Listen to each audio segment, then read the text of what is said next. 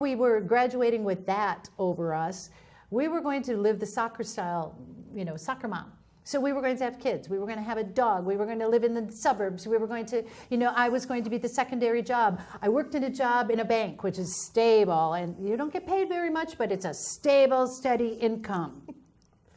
And my husband had a stable, steady job as well. So we get married. Now we're thinking, do we want to do the dual income? No, we're going to stick with the soccer mom lifestyle. We buy the house in the suburbs. I'm having my job in the bank, and I'm miserable. I'm absolutely miserable. Externally, everything was great. Externally, I've got a nice job. I'm a college grad. I'm living in a nice suburban home. It was a nice home. It wasn't extravagant. We weren't making huge money. It was the typical American dream. And I'm miserable. I mean miserable in a different way than growing up. Because that was, my father directing all his hatred towards me. I'm just waking up one morning and going, oh my God, I thought this was going to make me happy. So I start drinking a little bit more. Because, take the edge off of things. Exactly. I start going out with people after work. Because, we're all going to unwind. Have some drinks. Have some fun. And as I did that more and more, I became more and more unhappy. That drink did not suppress my unhappiness. Pretty soon, I'm going home and realizing I'm miserable at my job. I don't like this man I'm married to. Nice man. He's from the Midwest too. Nice man, great guy. But what ended up happening with us is he was in retail management, and I didn't spend any time with him because he put in ungodly hours. So we started to grow apart. So I kind of had like an empty nest syndrome immediately in our marriage, and I'm realizing I have nothing in common with this man. As nice a guy as he is, I don't want to be with him. So I don't want to be at home. I don't want to be at work. Well, what else is there? Okay, so I'm drinking with people after work, trying to, some pick-me-ups, because of course that's what everyone says. Let's go have fun after work. And that's not helping. You were in the flesh for sure, right? I was in the flesh for sure.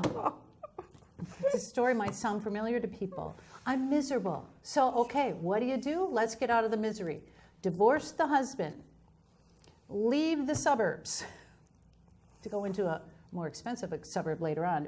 But leave the suburbs. I'm still drinking.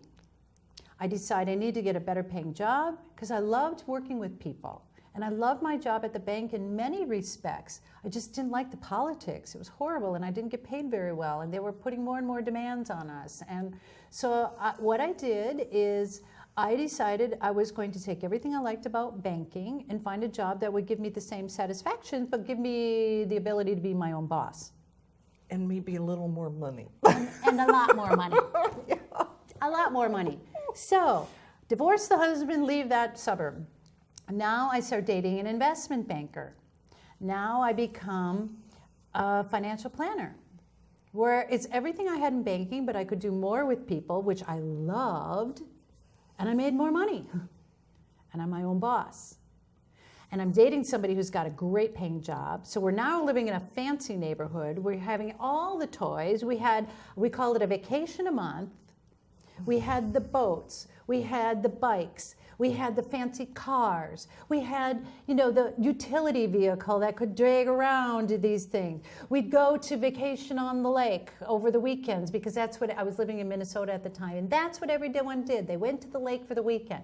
So we were going to buy a little house on the lake. I mean, we were hanging out with the elite of the Minneapolis crowd. Friends with people that knew the governor, and I'm living the party lifestyle in a very upscaled way. And we're having fun, and we're traveling everywhere, and I love my job, and I'm putting in tons of hours, and it's just this magical life. And I wake up one morning and I'm miserable. Oh, miserable. I mean miserable. I start sobbing at work, out of the blue, for no reason. But only now what's starting to happen is, okay, what do you do when you're miserable? You look around and look outside of yourself. What's making me miserable? Okay, I've got the dream job. So you know what? This guy that I'm dating, even though it was the high lifestyle, I mean, you know the lifestyle. We see it on The Rich and Famous. I was miserable, so I broke up with him. His fault? His fault, because I'm miserable. Absolutely. Of course. Couldn't be me. Everything outside of myself. Couldn't be the job, because that's, everything that you'd want a job to be. My own boss, making great money, helping people, all the things I love. But I'm sobbing at work, because what happened after I broke up with him, I'm working with a lot of young guys. And I was the rookie of the year. I mean, this is how much I love my job. I was great at it. So they're fresh out of college, and now they're really partiers. They're really drinkers. So I was just doing a little bit before. Now I'm going to try the party lifestyle. Full throttle. Full throttle. Drinking every night. I could drink a bottle of gin. I could drink these. I mean, I'm kind of small now, but I was like 100 pounds. And I could drink these guys under the table, and some of them were like football players. And I was waking up with no recollection, because I started to have blackouts. And that lasted 9 months. And the complication was, I didn't have a hangover when I'd wake up. I'd just wake up and go, I don't know where I am. Fortunately, these guys treated me like a little sister, so I was safe. They kept me safe. But 9 months of that, I stopped eating right. I stopped enjoying my job. I was pretty spiritual at that time. I was a Christian, and so I believed in God. I was raised Catholic, so I was, that's a category of Christian. And so I would read my Bible every day. I would exercise, because I was a runner at that time, and I loved to run. I stopped running.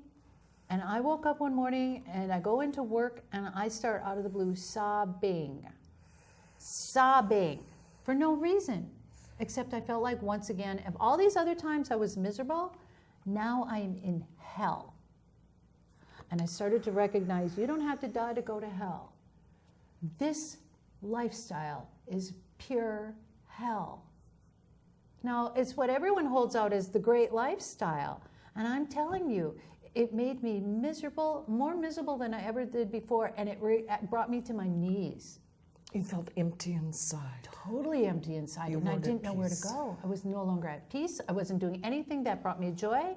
My job that I liked was kind of now, because I'm not putting myself into my job, and I'm not enjoying the people I worked with like I used to. I could still garner that, but I'll tell you, it wasn't enough to keep me in that joy of going into work. So I had a crash. And I remember I started seeking God in a way that I never did before. So I slowly was crawling myself out of this by getting back in touch with my core essence, my authentic self. Beautiful. And I was doing it through spirituality. So what ended up happening with me is, as I garnered, a momentum on that, and I started to get happier and happier, I quit the job. And I move into what I call a co-ed monastery, because God made me so happy again that I'm going to go for that. Well, the place where I went, it was wonderful. But after a year and a half, they restructured. What I loved about where I went is we studied all the world's major religions. And there's a common thread through all of them. The founders of all these different religions say the same thing in order to find peace inside. So I just dove into it, and they went from being a co-ed monastery to they became very structured and got rid of most people. You had to reapply for jobs, and I just knew it was time for me to leave. So now I'm leaving with all this love of God, which should make me happy. And I moved to California. That's a long story. It's not necessary. Oh, another story. Another story. But I was in Montana, and I moved here. And slowly, all the unhappiness from childhood, through the relationships, through No, the relationship, every relationship with